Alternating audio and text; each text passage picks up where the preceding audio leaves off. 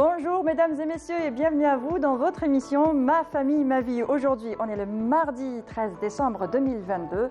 Il est 10h30, on est ensemble pour une heure de direct jusqu'à 11h30. Et vous pouvez participer à l'émission, vous pouvez nous appeler, le téléphone est à votre disposition et c'est le suivant, le 021 23 98 91, 021 23 98 91. Appelez-nous, posez-nous des questions, partagez avec nous vos expériences. Parlez-nous tout simplement, on est là pour vous écouter et pour vous aider. Et le thème du jour est le suivant, burn-out, prévenir et accompagner. Alors précédemment appelé surmenage, aujourd'hui on le désigne comme le syndrome d'épuisement professionnel. L'OMS, l'Organisation mondiale de la santé, le considère comme un syndrome résultant d'un stress chronique au travail. Le burn-out, c'est un incendie intérieur qui nous fait perdre le sens de ce que l'on fait et qui pousse parfois à des situations extrêmes. Est-il possible de prévenir le burn-out? Comment réparer les dégâts causés par le burn-out? On en parle aujourd'hui avec nos spécialistes. J'ai le plaisir et l'honneur de recevoir professeur Mohamed Chakali. Vous êtes psychiatre, sous-directeur de la promotion de la santé mentale au ministère de la Santé. Bonjour et merci d'avoir accepté notre invitation. Merci beaucoup, c'était comme ça. Merci beaucoup de vous intéresser à ce sujet tellement sensible et nouveau un peu, mais quand même sensible. Merci. Merci à vous. Et avec nous aussi, Monsieur Houssine Boukabous, vous êtes coach en gestion d'entreprise et chef d'entreprise. Bonjour et merci d'avoir accepté notre invitation. Bonjour et merci encore, un plaisir de vous retrouver. Le plaisir est partagé. Avec nous, Wahida Salim Sherif. Bonjour Wahida. Bonjour Mounia. Ça va? Alhamdulillah, tranquille, super. Alors dans ta rubrique aujourd'hui, oui chef, tu vas nous parler du burn-out sentimental, voilà. Émotionnel, sentimental. Voilà. Nous expliquer ce que c'est, qui n'a rien à voir avec le burn-out professionnel, ce dont on va parler, mais c'est une autre forme de burn-out qu'on va découvrir avec toi aujourd'hui. Exactement. Très bien. Alors en cours, en avance, coûte que coûte, on s'étonne même d'être capable de tout mener de front. On sourit, on résiste, on performe. Et puis un matin, on ne peut plus se lever. Alors, est-ce que c'est cela le burn-out, le mal-être sournois qui s'installe, professeur Chakali? Tout à fait, merci beaucoup. Comme ça. Personnellement, je m'occupe de santé mentale au ministère de la Santé et je considère que le burn-out ou l'épuisement professionnel sont des soucis de santé mentale qui, progressivement, depuis quelques décennies, commencent à inquiéter les spécialistes. Parce qu'effectivement, c'est une question de souffrance individuelle, mais c'est aussi une question de bien-être d'une entreprise elle-même, de bien-être d'une société, et bien sûr du bien-être en premier de la personne qui peut effectivement souffrir de ces tensions, de ces pressions qu'elle subit en milieu professionnel. Mais effectivement, cette question peut s'étendre à d'autres domaines. Je peux en parler parce que effectivement, même en Algérie, nous avons des personnels qui commencent à s'intéresser à cette question, notamment des médecins du travail. Je sais qu'ils se soucient de ça, mais aussi des psychiatres, des psychologues. Nous avons un plan national de promotion de la santé mentale qui est maintenant validé au ministère de la Santé, dans lequel cette question est inscrite parmi les mesures, donc comment prévenir et soigner les personnes souffrant de burn-out ou les accompagner. Bien sûr, il y a une autre question qui vient, mais qui est assez proche du burn-out, c'est celle du harcèlement. Donc là aussi, le harcèlement peut être lié au burn-out, mais c'est une autre question. Donc ces deux questions sont intégrées dans notre approche du ministère de la Santé. Maintenant, les soucis pour la santé mentale en général dans le monde et dans notre pays viennent après les soucis de santé physique. Donc la santé mentale s'installe progressivement dans notre pays. C'est pour ça que...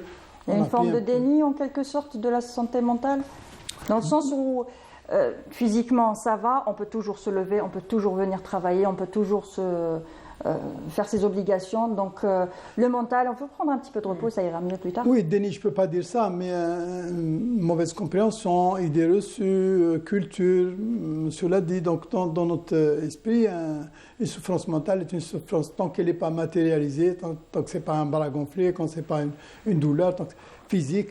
Donc ce n'est pas visible physiquement. Voilà. On peut même imaginer que les personnes souffrant de troubles psychiques s'enchaînent des simulateurs, on peut aller jusque-là, ou de la comédie, où il n'y a pas besoin de prendre des mesures, de faire quelque chose. Donc ça, c'est l'idée reçue. Mais, alhamdoulilah, c'est en train d'évoluer quand même. Maintenant, les gens consultent, s'inquiètent, parlent. C'est plus la même discrétion d'avant. C'est plus le même tabou, j'allais dire, qu'avant. On se rend compte que la société évolue et c'est tant mieux. Et c'est légitime que les gens demandent à être accompagnés, soignés, pris en charge, notamment par notre ministère. C'est légitime. Et qu'est-ce que c'est au juste le burn-out pour que les téléspectateurs comprennent, pour ceux qui ne savent pas ce que c'est que le burn-out, parce que pour pas mal, on ne comprend pas ce que c'est que le burn-out. C'est un mot, c'est un anglicisme. Voilà, oui. Bon, burn, c'est brûler. Et vous l'avez dit tout à l'heure, la grande autrice qui a décrit la première fois Malache, qui a commencé à décrire le burn-out et qui a aussi mis en place des échelles d'évaluation du burn-out, elle le définit effectivement comme une brûlure de l'intérieur, comme un bâtiment qui brûle de l'intérieur.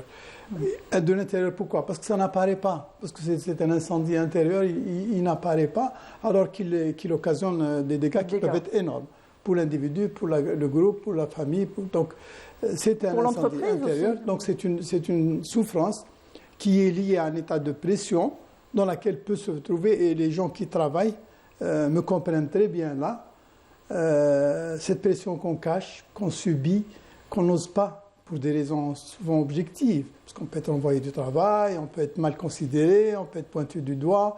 Oui. Donc pour toutes ces raisons-là, on le cache. Et on n'arrive pas, c'est souvent ineffable, on n'arrive pas à en parler de façon claire. Donc les gens ne comprennent pas, mais le rendement peut diminuer, la souffrance est là. Il y a aussi le fait de s'accomplir dans son travail, l'accomplissement professionnel, qui est réduit. Donc, quand on fait quelque chose de quoi on est fier et dont on peut parler, on peut en faire beaucoup plus. Oui. Mais quand on fait quelque chose et qu'on n'en est pas fier du tout, qu'on ne se sent pas accompli, qu'on n'a pas à mener notre mission jusqu'au bout, c'est une raison de souffrance, premièrement. Et ça va encore nous encombrer au point de nous rendre encore moins rentables. Donc, c'est un cercle vicieux qui s'installe. Et c'est ce cercle-là qu'il faut casser. Oui. En tant que coach d'entreprise, voilà, est-ce que vous avez déjà fait face à des personnes qui souffrent de burn-out ou vous avez soupçonné, en tant que chef d'entreprise aussi, est-ce que vous avez eu parmi vos employés des personnes qui auraient pu faire un burn-out? Entend déjà qu'en tant que travailleur, j'ai travaillé avant de lancer mes affaires. C'est-à-dire que il y a plusieurs raisons, j'allais dire, on discutait en aparté. Cette histoire de compétences, si je suis chargé de faire des choses et je ne suis pas formé pour, par exemple. Des fois, c'est l'organisation de l'entreprise. Vous savez que dans la norme, on doit avoir des procédures de travail et une fiche de poste dans laquelle on définit un peu j'attends quelles sont les tâches. Si je ne connais pas mes tâches, si je ne suis pas formé pour, bien sûr que, en tant que travailleur, j'ai vécu ça, mais en tant que chef d'entreprise, en tant que consultant, quand vous passez dans une entreprise, j'étais amené à soit écrire des procédures, soit à diagnostiquer une situation précise en finance, par exemple. Et en cherchant le problème financier, par exemple, vous allez rencontrer que la raison est autre. Il n'y a pas que la technique comptable ou financière aux ressources humaines. Il y a toute cette ambiance, toute cette organisation de travail. Les gens ne savent pas ils sont chargés de quoi. Vous savez, ça démarre, je pense, au recrutement. La logique veut que dans un entretien de recrutement, on vous présente votre fiche de poste. Alors voilà, on attend 1, 2, 3, 10 tâches. Et quelle est la personne qui, dans un entretien, ose dire, voilà, la tâche 3 et 4, je ne peux pas les faire. On est là pour se vendre, on n'est pas là pour dire je ne peux pas faire ci ou ça. Exactement. Oui. Et quand on commence, après la charge du travail, et quand on n'est pas content du résultat, et quand on n'est pas rentable, quand on n'est pas efficace, le cumul de tout ça donne le burn-out, donne un malaise, un stress. Et c'est toutes ces conditions qui font que, bien sûr, j'ai rencontré des gens qui s'étaient stressés, sauf que c'est culturel. On n'appelle pas les choses par leur nom. On ne dit pas que c'est un burn-out, on dit que je suis fatigué, on dit que je suis stressé, je suis dépassé par le travail. Ça, c'est des phrases qu'on entend un peu partout. Encore une journée de travail quand vous levez le matin. Ça, c'est le dernier jour du week-end, demain je travaille. Le dernier, exactement. Encore une journée de travail. Et tout ça fait que ça en cumule Et bon, les spécialistes peuvent détecter, je ne sais pas à quel moment on bascule, mais c'est vrai que j'ai rencontré des gens stressés, sûrement c'était des burn-out, je ne suis pas le spécialiste pour le dire, mais en tant que soit travailleur avec des collègues, soit en tant que chef d'entreprise, soit en tant que coach dans la gestion d'entreprise, des fois l'efficacité elle manque parce que les gens sont dépassés. Les gens sont en souffrance. Et ils ne sont pas bien, ils sont dans leur visage, vous sentez qu'on n'est pas bien. Ils se font violence des fois, un jour, une personne, les nuits sont courtes. Oui. J'attends déjà le lendemain. C'est déjà le lendemain pour aller travailler. Vous savez, ça c'est des signaux. Je pense qu'il faudra prendre en charge et fouiner un peu pour aller creuser les vraies raisons.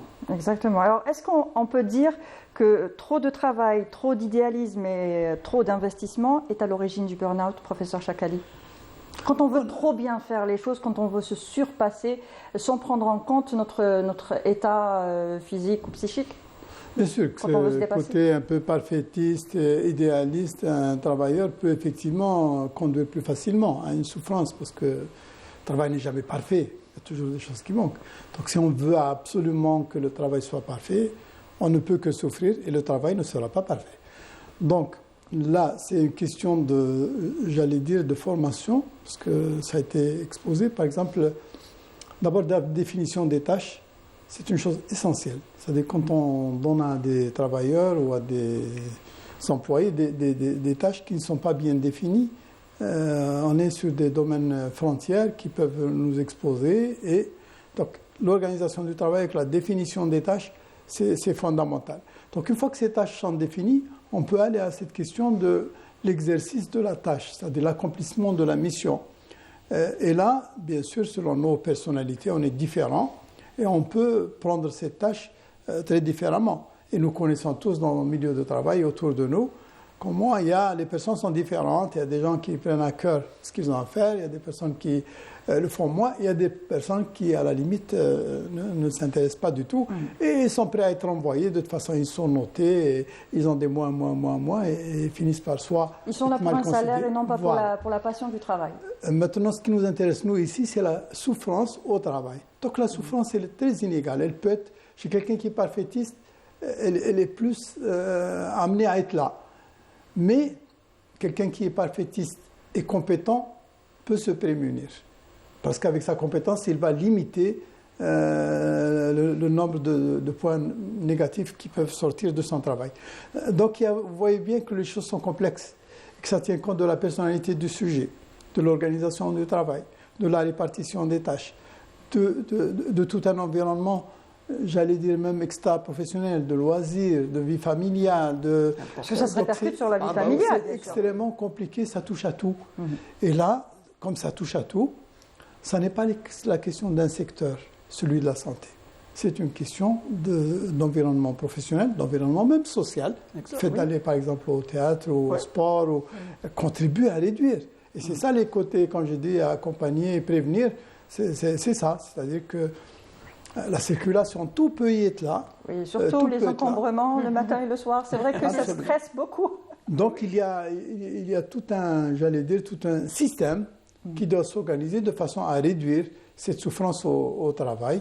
Et ça ne tient pas seulement au milieu professionnel, ça ne tient pas seulement aux médecins et aux médecins du travail en général, parce que c'est eux qui sont au front pour ces affaires-là, ou bien à l'entreprise.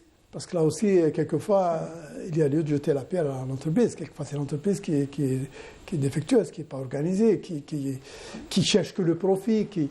Oui, c'est ça. Même le profit, à mon avis, et je vous l'ai dit en aparté, c'est ça ce qui a fait naître la question du burn-out. Parce qu'une entreprise, un travailleur qui est zen est plus productif, plus rentable qu'un travailleur qui ne l'est pas. Donc, il y a aussi une question de revenus derrière. Ce que je vous propose maintenant, c'est de suivre un reportage de notre journaliste Yasmine Belhidja qui nous parle du burn-out justement et on se retrouve tout de suite après.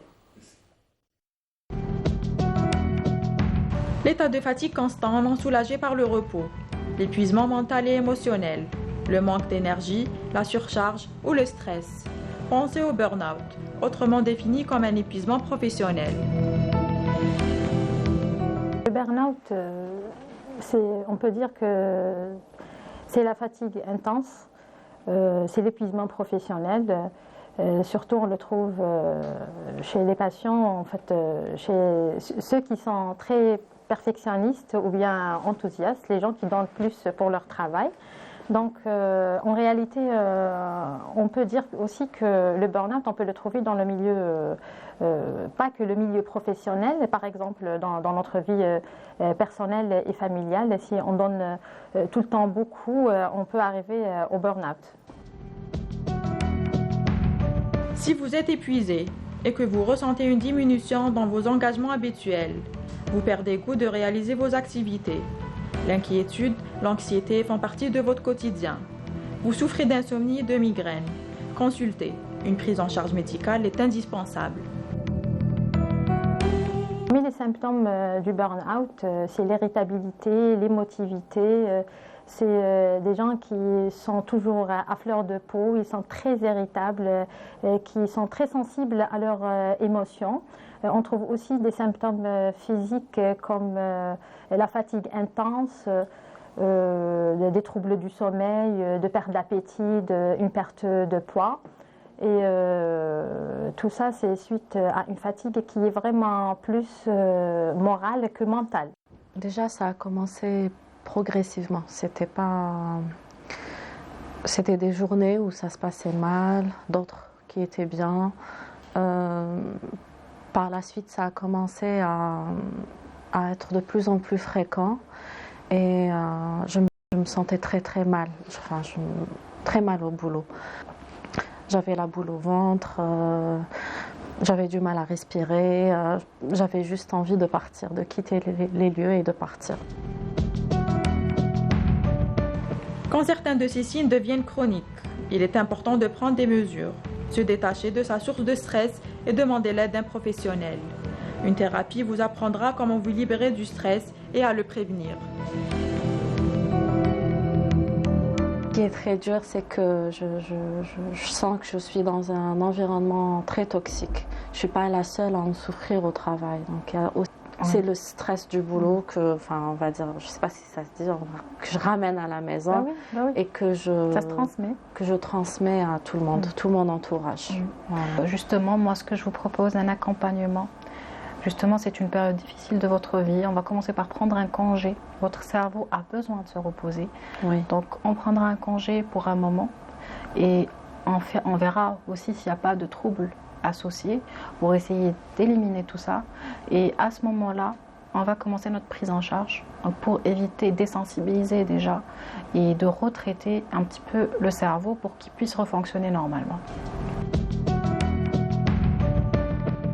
C'est un processus qui évolue dans le temps. On parle des conséquences d'un stress chronique. Le burn-out est un épuisement de notre organisme qui a une incidence sur notre équilibre psychologique. Ça a une incidence sur notre état psychologique. Est-ce que la dépression peut-elle arriver dans ce contexte aussi? Parce que souvent, on associe aussi le burn-out à la dépression. Est-ce que on peut commencer par un burn-out et ça peut se transformer en dépression, ou est-ce qu'on peut déjà avoir un état dépressif et se retrouver avec un burn-out, et aussi quelle est la différence entre les deux? Parce que la dépression et le burn-out, c'est pas du tout la même chose. Pendant longtemps, ils ont été confondus.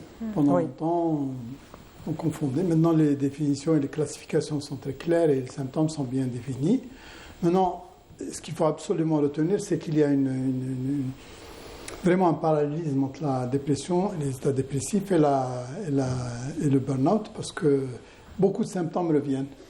L'anxiété, l'insomnie, la perte d'appétit, l'affaiblissement psychique, la perte d'appétit, ou peut-être même l'inverse. Donc là, les troubles alimentaires, donc tout ça, ce sont des symptômes qui se retrouvent dans les deux entités. Mais les deux entités, on part du principe qu'elles sont différentes, parce que la dépression peut exister dans beaucoup de contextes. Par contre, le burn-out est quelque chose qui naît de cette situation de tension anxieuse et de stress que peut subir une personne ou un groupe de personnes suite à, par exemple, une mauvaise organisation, une mauvaise répartition des tâches, une mauvaise hygiène de vie même. Par exemple, quand on n'est pas disposé à accomplir les tâches professionnelles qu'on nous confie, peut nous amener au burn-out. Donc il y a un parallélisme des syndromes, des deux syndromes, le syndrome dépressif et le syndrome de burn-out, puisque maintenant c'est un syndrome. Mais en amont, le burn-out naît d'une situation de tension. Donc effectivement, il peut amener du burn-out, on peut passer à une dépression. Et on peut à ce moment-là justifier carrément une intervention médicale avec des médicaments antidépresseurs, avec tout ce qui va avec l'accompagnement d'une dépression. Donc ce sont des dépressions réactionnelles à des situations de tension professionnelle, c'est très courant. Mais on doit justement, l'idée aujourd'hui est de ne pas les confondre et d'essayer de distinguer l'un de l'autre. Et c'est fait. Sur le plan intellectuel, sur le plan académique, la distinction est faite. On attend que ce burn-out soit reconnu comme une entité pathologique avec des symptômes qui sont bien définis. Parce que pour le moment, le burn-out n'est pas reconnu comme une maladie. Il n'y a pas encore un consensus mondial ou national sur cette question de burn-out maladie. Donc, bon, ça finira bien par arriver. Et ça devrait l'être, considéré comme maladie du travail. Et on peut comprendre même comment, les raisons pour lesquelles elle a traîné. Parce que pendant longtemps, on a confondu l'un et l'autre. Maintenant, et tout le monde est d'accord pour que, et il y a beaucoup de plaidoyers même, cette émission aujourd'hui en est une raison, pour que ça soit porté à l'opinion, aux décideurs, et que ce soit reconnu comme une pathologie du travail. Et à ce moment-là, les médecins du travail seront mobilisés pour la diagnostiquer, pour la dépister, la diagnostiquer et la traiter ou la confier à un psychothérapeute, comme disait la collègue tout à l'heure. Effectivement, on peut arriver dans des situations où il faut une intervention pointue sur le plan psychothérapique. Et malheureusement, pour ça, nous n'avons pas aujourd'hui dans notre pays beaucoup de professionnels aptes à prendre en charge ce genre de pathologie. Si nos professionnels psychologues et médecins et psychiatres sont formés pour bien prendre en charge une dépression et la diagnostiquer, ça, il n'y a pas de problème. Par contre, pour le burn-out, c'est encore une question nouvelle et ces confusions sont encore dans les têtes. Et tant que ce n'est pas considéré comme une pathologie, elle n'est pas enseignée dans les cursus initiaux de formation des médecins généralistes et des médecins du travail et peut-être même chez les psychiatres, ça ne fait pas partie du programme. Donc, il va falloir qu'elle soit intégrée, il va falloir que les gens y fassent attention. C'est comme ça l'évolution du monde, et des maladies qui disparaissent ou qui ont moins d'intérêt que d'autres. Progressivement, et il y en a d'autres qui apparaissent. Justement, qu'est-ce qui fait que maintenant on a un burn-out? Ça n'existait pas avant. Peut-être que ce n'était pas connu, on parlait de surmenage, on parlait d'autres choses, on ne parlait pas vraiment de burn-out. Maintenant, on en parle de plus en plus dans les médias, un petit peu partout. On parle de burn-out, c'est cette maladie, enfin, pas maladie, bien sûr, ce syndrome-là d'épuisement au travail et tout ça. Pourquoi avant on n'en parlait pas? Qu'est-ce qui a fait que maintenant ça existe? C'est l'évolution c'est quoi? Pour ce qui est du monde professionnel, à mon avis, c'est lié à l'évolution de l'exigence au milieu professionnel. Ce n'est plus la même. C'est lié aussi au droit au milieu professionnel. Ils ont évolué. On a le Bureau international du travail, il y a les médecins du travail, il y a les droits de travailleurs. Donc tout ça, ça a évolué pendant ces quelques décennies qui viennent de s'écouler. Donc on est plus exigeant dans le travail. Donc il y a la course vers le profit. Et il y a aussi des droits qui sont de plus en plus revendiqués et qui, comme ils sont légitimes et justifiés, on leur répond. La preuve, je vous ai dit, dans notre plan national de santé mentale, on a intégré cette question dans les préoccupations qui doivent être celles du ministère de la Santé pour la prise en charge et le diagnostic de ces, j'allais dire, maladies. D'accord. Alors, je peux rajouter juste un petit moment, on a un appel téléphonique justement, on a un témoignage d'un docteur infectiologue, en anonyme bien sûr, on ne dévoilera pas votre nom. Bonjour. Bonjour madame. Ça va, vous allez bien? Alhamdoulilah, merci pour l'invitation. C'est un plaisir. Alors, vous avez souffert d'un burn-out, n'est-ce pas?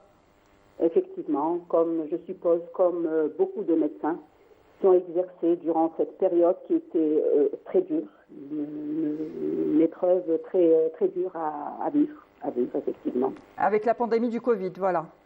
Effectivement, durant la période du Covid. Et qu'est-ce qui s'est passé au juste? Comment ça s'est produit? Qu'est-ce qui vous est arrivé? Comment ça s'est manifesté? Alors, donc je vais vous raconter brièvement les différentes phases. Donc on est passé par des étapes. Donc initialement, donc on était appelé, on était détaché dans un hôpital étatique pour faire face à l'infection. Donc on avait un double sentiment, le sentiment de devoir national il fallait intervenir pour le pays, pour les malades, pour riposter contre la Covid, donc avec un engagement physique et moral. Et nous avions en parallèle, bien sûr, ce sentiment de peur, d'angoisse de la maladie, peur de contaminer, peur de tomber malade. Donc très vite, nous avons fait une auto-formation et nous sommes partis vers le front. Donc, arrivé sur place, donc il y avait une phase d'adaptation. Donc, durant cette phase, donc, il fallait s'adapter à la maladie, aux malades, et surtout s'adapter aux différents dysfonctionnements de l'établissement d'accueil. Parce que c'était une nouvelle maladie, c'était vous lancer dans l'inconnu. On se lançait dans l'inconnu avec nos peurs, nos angoisses, et puis faire face à ce qui nous attendait. Et puis pour nous, il faut le dire, initialement, on s'est dit que voilà, on sera là pour une période déterminée. On va dire que c'est une histoire de 3 mois. D'ici l'été, il n'y aura plus ce Covid. C'est l'idée qu'on avait initialement. Donc, arrivé sur place, toujours avec l'engagement physique et moral, il faut le dire. Ce qui nous encourageait, c'était bien sûr les remerciements, les regards gratifiants des malades, des parents. Donc, on se sentait vraiment utile. Puis, il y a eu une phase, c'était la phase de doute. La phase de doute, écoutez, et là, l'engagement physique commençait parce qu'on était fatigué physiquement. Pour rappel, il y a eu des moments, moi personnellement, j'ai travaillé pendant 1 mois, tous les jours, y compris les week-ends. Initialement, on devait se retrouver à 6 médecins. Écoutez, c'était prévu qu'on soit 6 médecins, on n'était que 2 à faire face à un service de Covid. Donc, pendant cette phase de doute, alors qu'est-ce qui s'est passé? On commençait à douter. On ne comprenait pas l'afflux des patients. De plus en plus de patients qui venaient, qui arrivaient au service, malgré les mesures préventives. De plus en plus de complications dans le service. On mettait en doute nos compétences. Est-ce qu'on est efficace? De plus en plus de décès. Et puis toujours ce dysfonctionnement qui était présent, malgré les directives du ministère, toujours en manque d'effectifs, toujours en manque de moyens, il fallait faire face à ça. Oui, c'était une nouvelle maladie, personne n'était au courant, donc on a peur pour soi, pour sa famille, on est obligé d'être là. C'était un mélange de tout. Et puis là aussi, d'une autre part, de plus en plus de collègues, de médecins et d'infirmiers tombaient malades et de plus en plus, on perdait de plus en plus de collègues. C'était sincèrement horrible à porter. Donc, mais il y avait toujours, on va dire, cet engagement, même si le physique, mais là, il y avait cet engagement moral. Moi, je me rappelle que chaque semaine, je me disais, non, c'est bon, je suis fatiguée, je suis crevée, je vais faire un arrêt de travail, je ne le faisais pas. Parce qu'il y avait les autres collègues qui en souffraient également. Je ne pouvais pas faire ça à mon collègue. Et puis le nombre de malades qui augmentait. On sent votre souffrance, mais est-ce que vous avez trouvé des solutions? Est-ce qu'après maintenant la pandémie, ça va mieux, ou vous avez gardé vos craintes, ou comment allez-vous maintenant? Oui, ça va mieux, mais j'ai toujours mal en pensant à l'épidémie, sincèrement. Je me pose toujours la question, est-ce qu'on aurait dû mieux faire? Est-ce qu'on n'est pas responsable de la mort de certains, même si on en a sauvé des milliers? On se remet en question. Vous vous remettez en question? Ah oui, on se remet en question tout le temps. Et puis, il faut le dire aussi, durant la dernière phase, c'était la phase d'épuisement physique et moral. Moi, je me rappelle, il y avait des moments où j'avais un sommeil qui était agité, moi qui adore dormir. Je n'arrivais plus à dormir. Je rentrais chez moi. C'était des alternances de phases, de logorrhée. Je ne faisais que parler ce qui se passait. Je n'imagine, il n'y avait pas d'oxygène. Vous imaginez avec le patient. J'ai dû saouler mon mari. Mais vous aviez besoin d'en parler, vous avez besoin un peu de décharger tout ce qui se passait. Je ne faisais que parler, de répéter. Et il y a eu des moments de mutisme également. Il y a eu des moments où je me taisais, j'étais vidée. Et puis, à un certain moment, je devais trouver la solution. C'était de devenir insensible à la maladie, aux souffrances des patients. pardon, excusez-moi, on était insensible à la souffrance humaine. Moi qui ne suis pas d'habitude comme ça. Donc, je devais me protéger et me dire, écoute, tu rentres, tu fais ton boulot, tu essayes de faire ton boulot comme un automate, et de sortir le plus vite possible du service. D'accord. Et ça vous a aidé justement de vous désensibiliser, ça vous a aidé? Oui. Est-ce que vous avez consulté, est-ce que vous en avez parlé à vos collègues? Je crois qu'on était tous dans le même état d'âme. Vous partagez tous le même sentiment? On parlait de cela. Écoute, surtout à un certain moment, plus de sentiments, faire le boulot de façon automatique et ressortir. Oui. Même si au fond de nous-mêmes, on souffrait. Oui. On souffrait sincèrement. Et puis, merci. Et puis, le sentiment de se sentir... il n'y avait aucune prise en charge pour ce personnel médical. Personne n'est venu nous voir et nous dire, écoutez, est-ce que vous êtes bien? Parce que vous deviez prendre en charge les personnes qui étaient malades, donc tout le monde était là, comptait sur vous, mais vous attendiez que quelqu'un soit là pour vous épauler, pour vous accompagner. Merci encore, docteur. Ce sentiment d'abandon. Oui. Merci encore, docteur, pour votre témoignage et merci encore à vous et à tout le corps médical, d'avoir été là, d'avoir été debout face à cette pandémie, comme ça en tout cas. Et j'espère qu'on ne le revivra plus jamais. Bon courage à vous. Merci. Allez, au revoir, madame. Au revoir. Merci. L'intervention de la dame pose plusieurs points finalement. Déjà, la crise, une pandémie, ça c'est exceptionnel. Donc vraiment, la charge de travail, la responsabilité, parce que vous êtes responsable des résultats et de ce que vous allez faire. C'était un fait nouveau, c'était une maladie nouvelle. On ne savait pas ce que c'était, on ne savait pas ce qui nous attendait. Ça va être 2 mois, 3 mois, c'est ce qu'on se disait. Oui. Et finalement, on y est encore. Oui. Pas comme avant, mais voilà. Oui. Mais donc la charge, le nouveau, l'inconnu, la responsabilité, ils sont responsables des résultats. Et l'autre volet, l'accompagnement. Est-ce qu'on est préparé pour? Bon, quand c'est une crise qui débarque, ça ok, mais en temps normal, est-ce qu'on a les outils d'accompagner? Est-ce que ces gens, à la fin de la journée, peuvent être pris en charge? Est-ce qu'il y a un protocole? Est-ce qu'il y a un programme? Est-ce qu'il y a des gens formés pour? C'est toutes ces problématiques qui sont posées. Et elle a dressé un tableau vraiment complet. Et c'est des questions qu'on se pose. C'est-à-dire, on peut avoir le burn-out parce que c'est une charge de travail, c'est la responsabilité, on est dépassé et il n'y a personne avec qui parler. Et ces gens, en fin de journée, est-ce qu'ils ont quelque chose? Est-ce qu'ils ont une solution? Toute cette histoire de prise en charge et d'accompagnement. Oui, effectivement, ce témoignage il est édifiant sur tous les plans.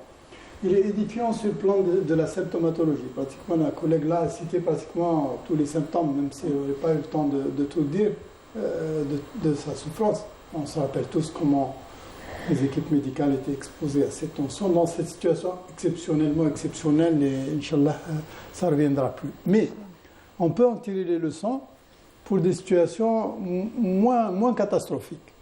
Parce que la souffrance au travail, la souffrance, elle est la même quand il n'y a pas de pandémie.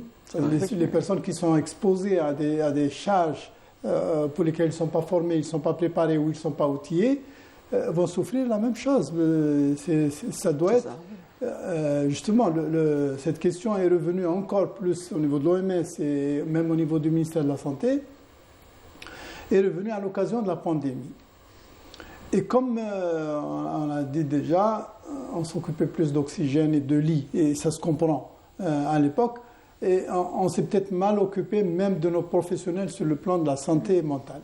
Mais je ne vais pas jeter la pierre à tous nos collègues qui se sont quand même organisés pour accompagner et les personnes souffrant de Covid, et les familles qui étaient dans une extrême souffrance, et les professionnels, et la question de s'occuper des professionnels est délicate. Et on a eu à le constater dès le mois de mars 2020. Il était très difficile d'expliquer à ces professionnels, même la collègue qui vient de parler, il aurait été peut-être difficile de lui expliquer les premiers mois qu'elle était exposée au burn-out, qu'il ne fallait pas aller comme ça à un engagement plein entier, avec des élans d'humanisme, et c'est ce qui caractérise le corps médical et paramédical. Donc, il fallait peut-être prendre des mesures, peut-être se faire accompagner. Et là aussi, je dois avouer que nous étions aussi devant ces difficultés que j'ai dit tout à l'heure, de la formation de nos collègues psychothérapeutes et psychologues. Oui. Il faut qu'on ait des collègues suffisamment formés pour pouvoir s'occuper de ces personnes-là. Oui. Et même ces personnes qui vont s'occuper de personnes sont aussi exposées au burn-out. C'est un travail. Donc il y a un cycle. Et toute cette organisation, le Covid nous a donné les leçons.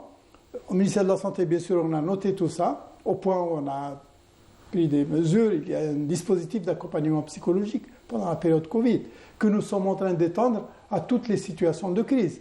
Nous avons un grand pays, nous avons 58 wilayats.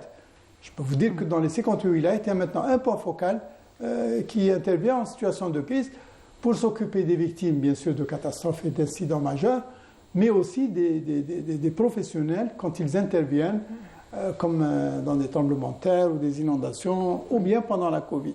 Mais nous n'avions pas ce dispositif en 2020. Il aurait suffi d'appuyer sur le bouton. Si les personnes étaient formées, identifiées, connues, s'il y avait un réseau, un dispositif soutenu aussi par les autorités publiques. Ce n'était pas le cas.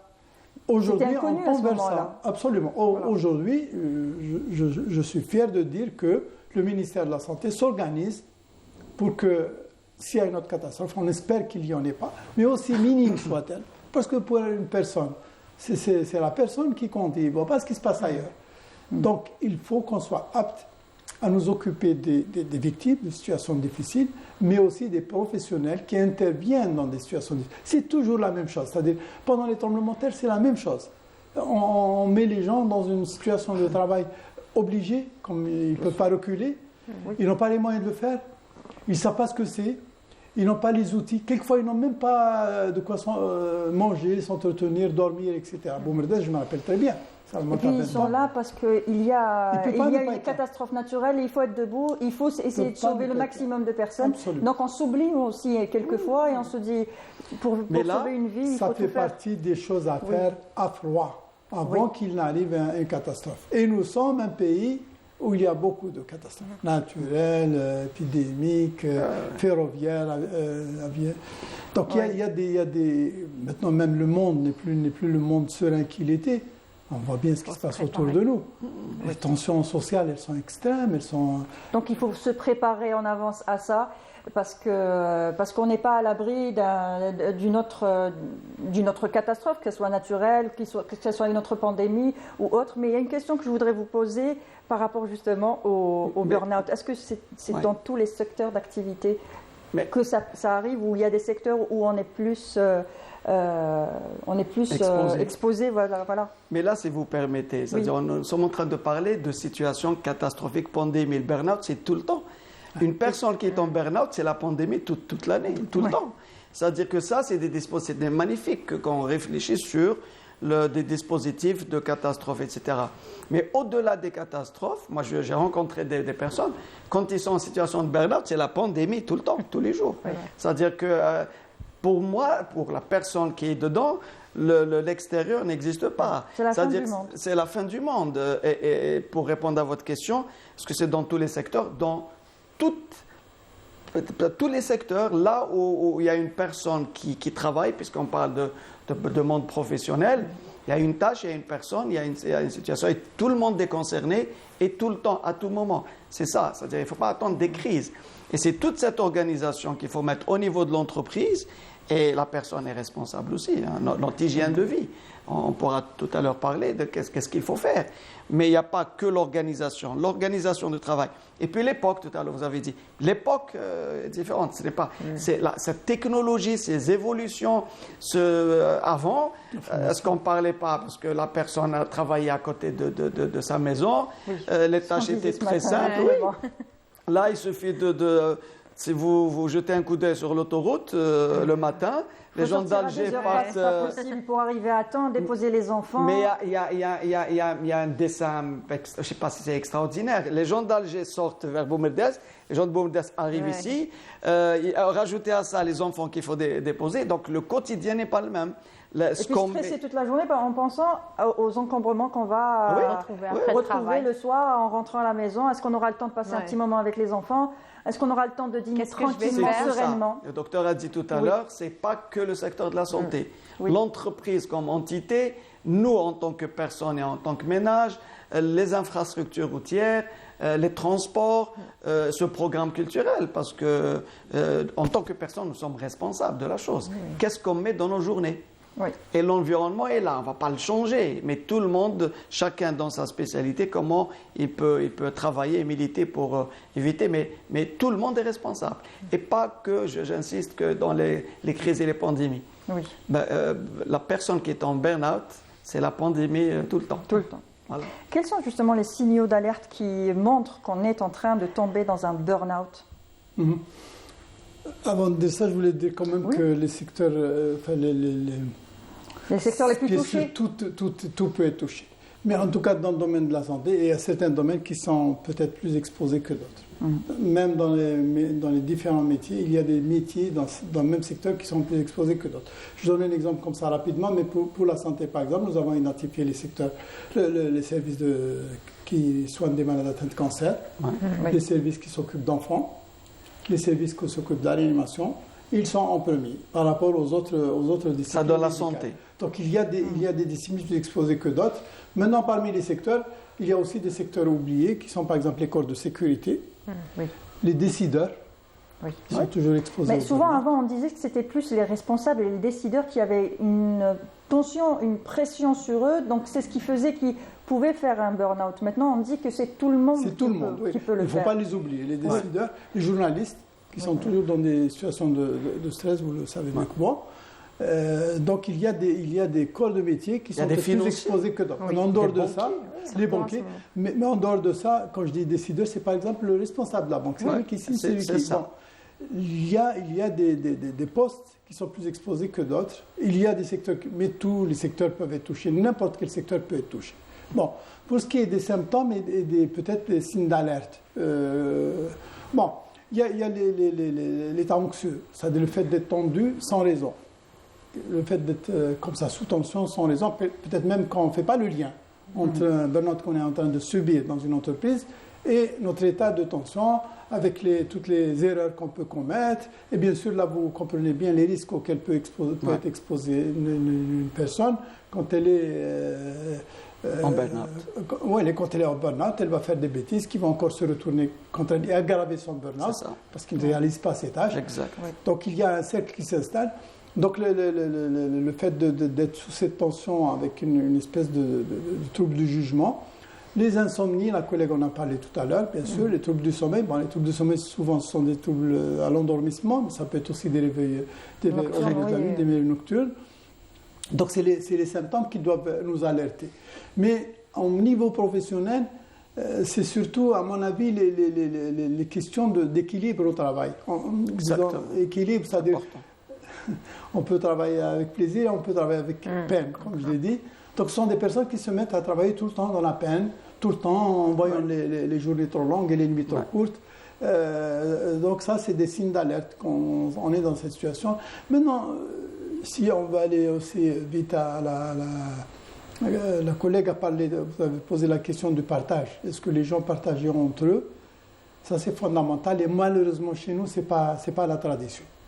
On communique pas, on en parle. Ailleurs, c'est organisé, c'est les débriefings. Donc, le fait de débriefer après un événement est quelque chose qui peut être extrêmement utile.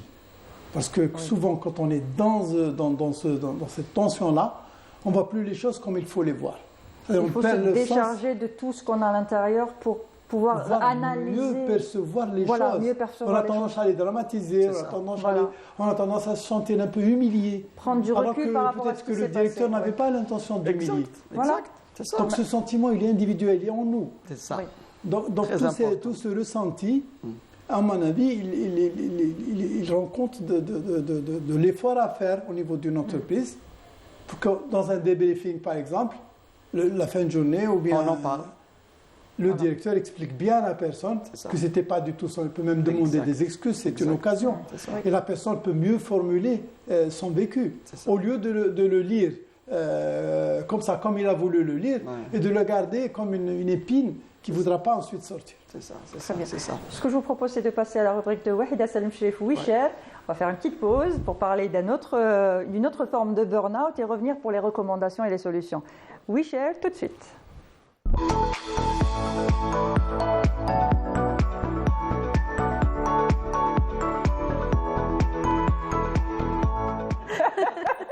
On va sortir avec un burn-out. Alors, Wahida, le burn-out sentimental. Exactement. Est-ce que vous avez déjà entendu parler du burn-out sentimental? Je peux... Entendu parler, oui, mais... Des crises sentimentales, mais burn-out, je ne sais pas. Ben oui. Burn-out, oui. Depuis... Entendu parler, oui, mais comme médecin, bon, on peut regarder ça d'un peu. Justement, donc depuis quelques années, on parle du burn-out et on parle timidement du burn-out sentimental. Donc, c'est l'épuisement au sein du couple. Oui, messieurs, dames, si vous êtes en train de regarder ce matin, vous allez peut-être vous identifier. Donc, il est lié aux hautes attentes placées sur le couple et aux déceptions vécues dans la réalité. C'est-à-dire qu'avant le mariage, je te promets, je vais te faire, et le jeu, c'est que des promesses. C'est la phase d'investissement. Bah oui. Des deux côtés. Hein. Des deux côtés, bien sûr que c'est des deux côtés. Mes hommes qui regardaient. Mais c'est le Mais c'est les hommes et les Bah femmes. oui, c'est les deux. J'ai dit messieurs, dames, j'ai pas dit messieurs, attention. D'accord. Parce que les deux, ils sont concernés. Donc justement, à force de promettre et de, on va dire, rendre la vie belle, rose et tout, on se rencontre face à une réalité qui est là en face de nous. Donc on a ce sentiment de désillusion qui peut mener à une rancœur, tout simplement, et créer un sentiment de mal-être dans le couple et un sentiment comment dirais-je, de tristesse aussi, parce que c'est très important. On est tout le temps triste, on se dit pourquoi je suis triste, c'est pas normal. Donc, et ça crée un déséquilibre au sein du couple. Voilà, quand on a ce burn-out. On est malheureux parce qu'on a idéalisé la personne avec laquelle on allait partager sa vie, on allait faire sa vie. Et du coup, une fois qu'on vit avec cette personne, qu'on la connaît, qu'on la côtoie, on voit les autres facettes qu'on ne voyait pas quand on se voyait pour 5 minutes, 10 minutes ou pour un café. Donc à ce moment-là, c'est vrai qu'on est déçu. On se vend, c'est comme lors des entretiens d'embauche. C'est pour ça qu'il faut prendre le temps. Oui, il faut prendre son temps, exactement. Donc, comment soigner un burn-out émotionnel? Moi, je vais vous proposer quelques conseils à essayer. Donc, d'abord, on en parle, c'est la réorganisation dans notre vie. Elle est très importante, donc il faut toujours prendre du recul, prendre du temps, essayer de voir ce qui va et ce qui ne va, ce qui va et ce qui ne va pas. Le bilan. Voilà, un bilan digne d'un chef d'entreprise. Bilan du couple. Oui, c'est très important. On a aussi communiquer et exprimer ses sentiments. C'est-à-dire que s'il y a quelque chose qui me déplaît, je dois en parler avec mon conjoint, ma conjointe. Je dois dire ça ne me plaît pas ou ça ne m'a pas plu, donc il faudra en parler et essayer de passer à autre chose et non pas garder, on va dire que le jour... Oui, il ne faut pas laisser le cumul parce que le jour où ça explose, c'est la catastrophe. Ça explose, voilà. Ouais. Donc on va sortir des faits qui sont passés 10 ans en arrière. Les archives. Les vieux dossiers. Les vieux dossiers. Oui, avec les détails, les petits détails. Et la femme se rappelle comme pas possible des détails. Arrêtez, il n'y a pas que la femme qui se rappelle. Hein. Non, les hommes aussi. Oui, mais la mémoire, mais ça c'est un point positif. Vous avez une mémoire extraordinaire. Surtout, on a beaucoup de mémoire visuelle. On peut se rappeler, tu portais cette tenue ou pas? Le jour où on s'est vu la première fois. La première fois, c'était tu portais ça. Exactement. Ça, c'est des raisons de burn-out. Et je donne des preuves. Voilà. C'est pas la seule. Et du coup, on garde dans un coin dans notre tête et un jour, ça ressurgit. Il faut très important parler à notre entourage, notre famille, nos amis. Il ne faut pas avoir honte de discuter, de dire voilà, peut-être qu'il y a quelque chose qui ne va pas dans ma vie de couple ou dans ma vie de famille. Essayer de demander de l'aide, c'est très important parce que parfois, il y a des petites embrouilles juste par rapport à l'organisation au sein de son foyer. C'est-à-dire que j'ai des enfants que je dois récupérer ou déposer à l'école et que mon partenaire ou ma ne le font pas ou le font très rarement. Et du coup, moi, je me sens dans l'obligation d'aller le faire quotidiennement et j'ai le stress de mon travail. Le partage des tâches. Voilà. Exactement. La fiche de poste. Dès le départ. Désolé, je suis chef d'entreprise. Voilà. Dès le départ, on leur fait signer. Non, on ne signe pas quand même. On ne signe pas, mais bon. Mais c'est une entente. Voilà, c'est une entente et chacun doit comprendre l'autre et essayer de faire des efforts pour essayer de soulager l'autre, que ce soit la femme ou l'homme. Hein. Oui, parce qu'on a des idées quand même fausses. Oui. Parce qu'on a, je ne sais pas, qui a attribué telle tâche à telle personne. Voilà. C'est vrai. Ça vous plaît, ça? Ah bah oui. Il y a aussi la famille ou la belle famille qui joue un grand rôle. Par exemple, de temps à autre, ils soulagent le couple. Quand ils gardent des enfants, ils vont les récupérer, n'est-ce pas, Mounia? Et il faudrait que le couple accepte de se séparer de ses enfants aussi. Oui. Ça, on en fera un sujet peut-être. Oui, c'est vrai. On va avoir beaucoup de choses à Les enfants raconter. l'acceptent aussi. Oui, que les enfants La acceptent. culpabilité, oui. la culpabilité, j'ai laissé Oui, mes mais les enfants. enfants, Voilà. ils adorent quand ils partent chez papy, Parce que mamie. tout est C'est la permis. Ils fête. sont Voilà. gâtés, voilà. Il y a aussi trouver le temps pour pratiquer une activité j'allais dire extrascolaire, extra familiale. J'avais peur extra-conjugale. Non, quand même pas. On parlait Donc, du pas. couple. Oui, non, c'est-à-dire faire des activités Extra-professionnelles, extra-professionnelles, faire des activités physiques si on a envie de faire du sport, des activités culturelles, c'est très important. On a déjà parlé de l'art-thérapie.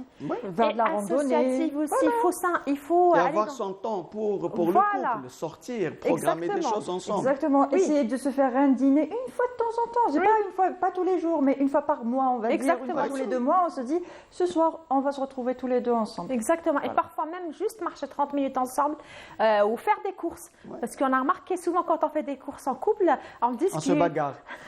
Non, Ça c'est arrive vrai, hein. aussi. Hein. Car on n'a pas besoin de ça. Plus quand on les fait tous. On se bagarre. Mais si on prépare une liste ensemble, donc on risque pas de se bagarrer. D'accord. Voilà, si on prépare, Voilà. si on prépare prépare la ensemble. liste à la maison et on se bagarre Encore à la une fois, maison, arrivé sur place, on se bagarrera pas. Exact. Voilà. Encore une fois, on parle d'organisation, ce qu'on avait vu Voilà. au début. Il faut bien Exactement. s'organiser. Il y a Exactement. aussi le sommeil qui revient souvent. En fait, on le retrouve dans toutes les pathologies, dans toutes les maladies, toutes les vrai. souffrances.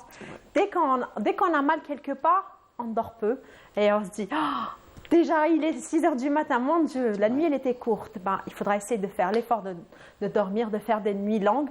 Donc, et non pas rester on se dit, il m'a fait ceci ou elle m'a fait cela. Oui. Parce qu'on n'avait pas communiqué, on n'avait pas parlé, on n'a pas fait l'effort des deux côtés. Et du coup, il est 3 heures du matin. Mon Dieu, demain, je me réveille à 6 heures. Et voilà, je vais... Ou alors je boude dans mon coin et je reste Oui. au salon regarder un film et je vais le laisser tranquille et puis voilà. Et quand il viendra me parler, j'irai lui parler. Non, il ne faut pas réagir comme ça. Du tout, du tout. Et sinon, en dernier lieu, il faut toujours aller consulter un médecin. N'hésitez pas à aller voir votre médecin traitant ou médecin de famille. Ouais, Et spécialiste, il va vous orienter parce qu'on a tendance à se dire, est-ce que je vais aller voir un psychologue ou un psychiatre? Est-ce qu'il va me donner un médicament ou pas? Donc, c'est des questions qui reviennent souvent. Moi, ce que je peux dire, par expérience, c'est d'aller voir votre médecin traitant. On a tous un généraliste vers lequel on médecin revient famille. souvent. Il nous connaît, il connaît nos histoires. Donc, je vais le voir, je vais lui exprimer mon mal-être, je vais lui dire, voilà. il pourra peut-être orienter le couple vers un Exactement. spécialiste adapté aux Voilà. soucis qu'il rencontre. Ouais. à la Voilà, situation. ça c'est très important. Donc voilà, il faut faire très attention par rapport au burn-out sentimental, communiquer et vivre votre vie pleinement. Exactement. Communiquer, merci. communiquer, c'est très important. Il faut important. toujours parler. Voilà, il faut toujours parler et mettre les choses à plat, à table. Voilà, on s'assoit, on va parler. Voilà ce qui me dérange, voilà ce qui ne va pas, voilà. Maintenant, on se met d'accord. Et puis, ça pourrait rentrer dans l'ordre. Et si on a besoin d'un professionnel, on n'hésite pas. Oui, Ouais. surtout, à c'est très consulter. important. Alors, on va revenir sur les recommandations, sur les solutions. Bon, alors, j'ai une question avant de passer aux recommandations, toutes les recommandations. Est-ce qu'à votre avis, les entreprises ont tout intérêt à mettre en place des stratégies de prévention des risques professionnels précoces pour ne pas laisser s'installer ou perturber un mal-être physique ou psychique? C'est même indispensable. C'est-à-dire que si, par définition, l'entreprise, le but, c'est de réaliser des profits, moi, je considère que la ressource la plus importante dans une entreprise, c'est la ressource humaine. Et une ressource humaine équilibrée, à l'aise, qui travaille dans des conditions agréables, ne peut être que productive. Et dans d'autres sociétés, dans d'autres cultures, moi, j'ai regardé un documentaire un jour, il y a les jardins thérapeutiques. Vous imaginez, au niveau de l'entreprise, il y a un petit espace vert où les gens peuvent se rencontrer, faire une petite pause. Et c'est très important, l'entreprise, dans la direction. Les DRH, les directeurs de ressources humaines et les chefs d'entreprise, doivent être sensibilisés pour mettre en place tout un système de prise en charge. Déjà, mettre les conditions. Et de prise en charge. Et de prévention déjà, parce que travailler une fiche de poste bien déterminée, bien précise, des conditions de travail, des procédures de travail. Parce que des fois, j'ai la fiche de poste, mais on travaille comme ça. La procédure n'est pas écrite. Quand on va travailler, comment on fait? Donc, quand j'arrive à une nouvelle recrue, je dois dépendre des autres qui sont sur place de me montrer. Des fois, on ne nous montre pas tout. Alors que chez l'idéal, le plus important, c'est d'avoir un manuel de procédure écrite. Donc, je sais à suivre. Après, des conditions de travail Écoutez, dans des entreprises, il y a des bureaux qui sont lugubres. La lumière, pour moi, Est-ce qu'il faut faire comme une certaine société où on fait le moteur de recherche que vous voyez là, je ne sais pas si on a le droit de le dire. Un jour, ils ont montré leur bureau et comment ça se passait avec le toboggan, avec les jeux et tout ça. Oui, des open space, des endroits agréables avec une lumière, avec une relation humaine. C'est pour ça qu'on fait des team building pour essayer d'aider une équipe qui n'arrive pas à travailler ensemble. Donc l'entreprise, les chefs d'entreprise ont tout intérêt à mettre en place des stratégies, bien sûr. Des endroits où faire une micro-sieste, par exemple ça existe au Japon. Ça existe au Japon. En Asie, voilà, au Japon, ça existe aussi, oui.